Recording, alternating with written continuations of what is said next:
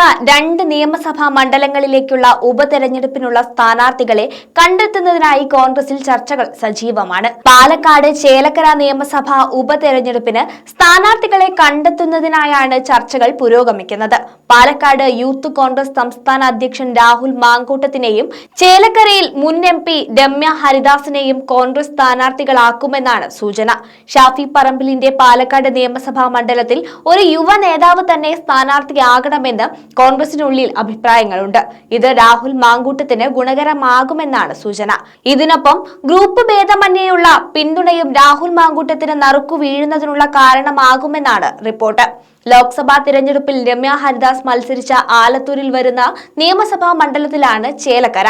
ഇവിടെ മന്ത്രി കെ രാധാകൃഷ്ണന്റെ ഭൂരിപക്ഷം കുറയ്ക്കാനായത് രമ്യയ്ക്ക് അനുകൂല ഘടകമായേക്കും. നിയമസഭാ തിരഞ്ഞെടുപ്പിൽ 35,000-ലേറെ വോട്ടുകൾക്കാണ് കെ രാധാകൃഷ്ണൻ വിജയിച്ചത്. എന്നാൽ ലോക്സഭാ തിരഞ്ഞെടുപ്പിൽ മണ്ഡലത്തിൽ നിന്നുള്ള കെ രാധാകൃഷ്ണന്റെ ഭൂരിപക്ഷം 8,000-ആയി കുറഞ്ഞിരുന്നു. ഇതാണ് രമ്യയ്ക്ക് അനുകൂലമാകുന്ന ഘടകം.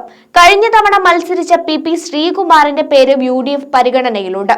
അതേസമയം ഉപതെരഞ്ഞെടുപ്പിൽ സ്ഥാനാർത്ഥിയായി പ്രിയങ്ക ഗാന്ധി എത്തുന്നത് UDF-നെ സംബന്ധിച്ചിടത്തോളം ഗുണകരമാകുമെന്നും പ്രതീക്ഷയുണ്ട്. രാഹുൽ ഗാന്ധി ഒഴിയുന്ന വയനാട് ലോക്സഭാ മണ്ഡലത്തിൽ സ്ഥാനാർത്ഥിയായാണ് പ്രിയങ്ക എത്തുന്നത്. പ്രിയങ്കയുടെ വരവ് ഉപതെരഞ്ഞെടുപ്പ് നടക്കുന്ന മുഴുവൻ മണ്ഡലങ്ങളിലും ഗുണകരമാകുമെന്നാണ് പ്രതീക്ഷ.